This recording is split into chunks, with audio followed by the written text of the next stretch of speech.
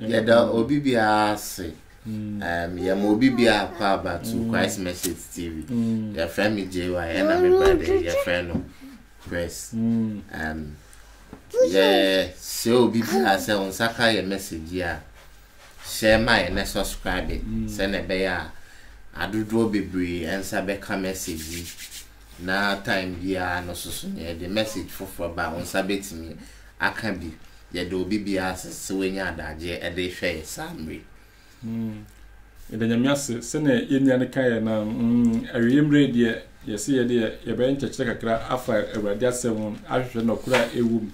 na wahu intino emra yense obibia ta na yeso se boa ne message enye de enko achima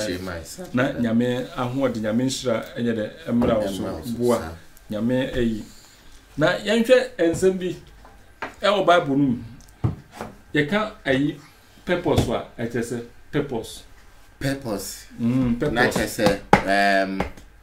botaye. Botaye. Is win. So your purpose is to get to heaven. Purpose. Enti bon oneka ye botaye ba kon say be call heaven. Na ye botaye Nyankopon suma ne baba ne ba Jesus Christ and I say asem no eba wiase na ye be buta yentima Kristo yere eba wiase say ye hu say Nyankopon afra adentima wati niku adent de be buta yentima oyere oti say ku no ne ye wo ku bebre ewo wiase buta ben e na omo yere omote school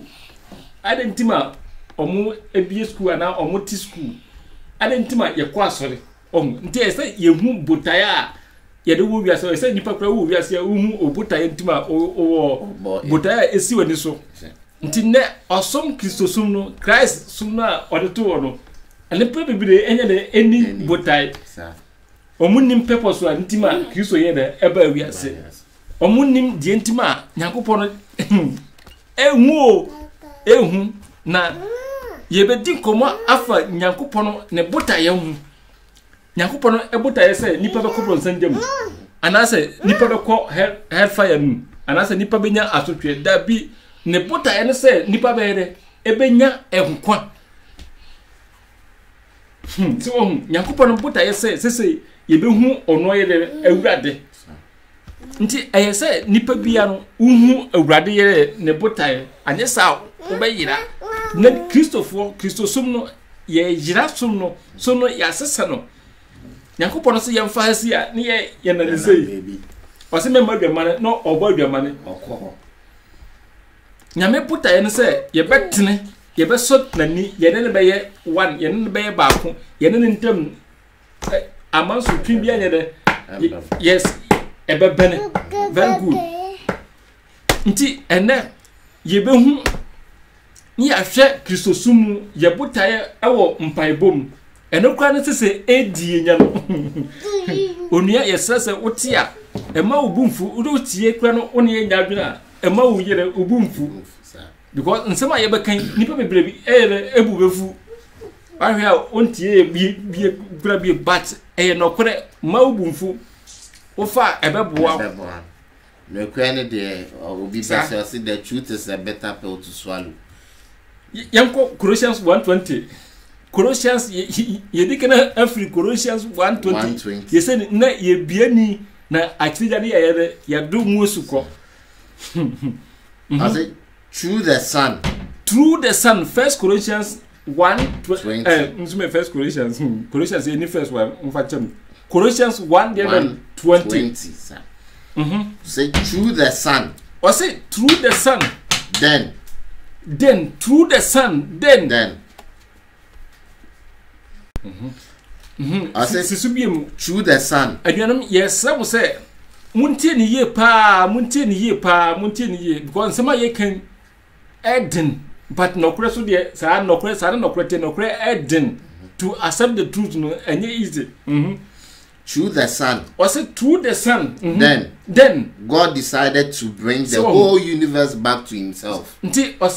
Nyankopon purpose no say through the son say odi universe no ade a obani na besan ye de aba onu Nyankopon de ben ne nchen sisu biem yesra mu ene oyese yehu nyankopon de ben ne botaye yehu nyankopon botaye a nyankopon obedi yehu yaw ewa aweye mrenu enti obeka chidi pe bebe say onimo mo because ne botaye a openo ye niso say through the Son. Then God decided to bring the whole universe. Oh yeah, there. He decided to bring the whole universe back to himself. So, oh yeah, not say. Enam ne ba so no odini wiase nyina be no ebeba ne nkyere because odini ye bibibia ntino onye se ohwere bibibia na se wo ba ewo hodo obi obagina kwa de be no obeye so make sure say obeye obaji wade obe protect ne nyankopon no abo ne niam nyina no ye ma bronsam bi o se hono age nipa kwari ehia nyankopon no na ye wi a ye bekọ mpaye a kristofo bo bona obehu ayi Rambo part 3 ne part 4 I don't know ye be cancel yanko onuya munyi moso muntie yo yesremo a I say God made peace through his son's blood. So on odi asundwi a enam Kristo mojam God made peace through his son's blood on the cross and so brought back to himself all things. So what brought back to himself all things. Nti yakopon ne botaye pa ne se onam Yesu Kristo so pese odi wiase nyina nipa nyina ye de eba ne nchen both on earth and in heaven. Both on earth and in heaven. Abodi a obo no so na abodi obora asase so pese odi nyina ye de eba ne nchen. E na wo nipa no obotaye ne sai odi di Kristo achi. Se nipa be wu rough. Entima obo mpa ya wo se nipa no. I don't know. Sisubiem. Ehu o. Jewai Verse 20. Na sa Colossians say no. Paul kan sema ye be din komo pa ye ewuram nie na hono ubehu. I say through the Son. Then God decided to bring the whole universe back to himself. God made peace through his son's blood on the cross and so brought back to himself all things both on heaven and on earth. Nyame buta say onam Kristo so enti say ye di Kristo ti a ye buta ye ne say asema Bible ye kan enti that means say obi a o say ye nam Kristo so ama awade de suro na asase nema oye nya be de ebeba ntene enti say mabadi Kristo de that means say me buta ye ne say me so me de meboa ni nema e wo so na asase so nyina obi a be de ye de ombeko nyankopon de ben ne nkyene so nti ye hwe 1 Corinthians 15:48 no ye hwe nsema okan. Okay. 1 Corinthians 15:48. 15:48. Yanko 1 Corinthians 15:48 because ye a short message na ewi a akire no ye be din komo afa ho bebre ohun nti no ye be din komo nane de purpose no ye biesu kakra bi ayre akire nti 1 Corinthians 15:48 I say those who belong to the earth are like the one who was made of earth. Or see those who what belong to the earth are like the one who was made of earth. Those who belong to the earth are like the one who was made of earth. Omo ye asasi dia no sa omo bibia te se asasusu de ben enema see what you obi a owo asasisu oye asasi edia no that means the niema nyina te se asasisu niema no o se de ben I no say those who are of heaven are like the one who came from heaven. Yet say near ofri suro ba enti Kristo ona na oyere ofri suro ba enti say yet say Kristo de be mpa ni Kristo no obo our father